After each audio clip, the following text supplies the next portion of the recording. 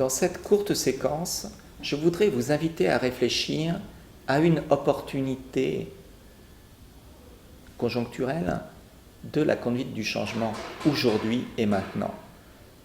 La transformation digitale est en train de transformer de manière majeure l'activité d'énormément d'entreprises et d'administrations. Pourquoi ? Parce qu'elle ouvre des écosystèmes. Au lieu de voir une entreprise produire un service de manière isolée ou un produit d'une manière isolée, vous avez de plus en plus souvent tout un écosystème qui se met à contribuer à ce que l'utilisateur final va percevoir, va acheter, va utiliser. Deuxième tendance très lourde, les produits ont tendance à ne plus être simplement des produits, mais des services. Je vais vous donner un exemple tout bête. Les éoliennes que vous voyez de plus en plus dans le paysage. Aujourd'hui, la plupart des grands fabricants d'éoliennes ne vendent plus d'éoliennes.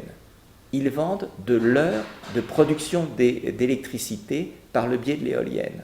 Ce qui veut dire que tout ce qui est maintenance préventive ou prédictive, tout ce qui est éventuellement anticiper des mises à jour et autres, va devenir un composant. De même que va devenir un composant un monitorat de cette activité par le client final. L'approche commerciale, l'approche de l'utilisateur est très différente.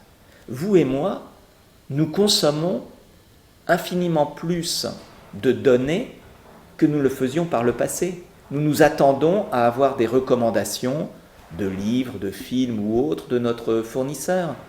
Nous nous attendons à avoir un contact digital à travers notre smartphone, à travers tout autre média, pour n'importe quelle interaction avec l'administration ou avec un fournisseur.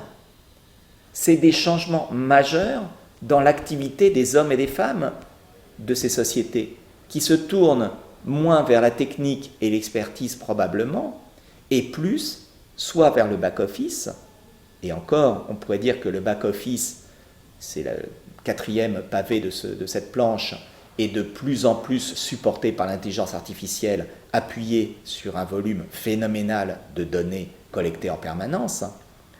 Mais nous sommes tous amenés à avoir très probablement une évolution importante de nos métiers vers plus de contact humain et moins de technicité. C'est une transformation majeure que la conduite du changement doit accompagner.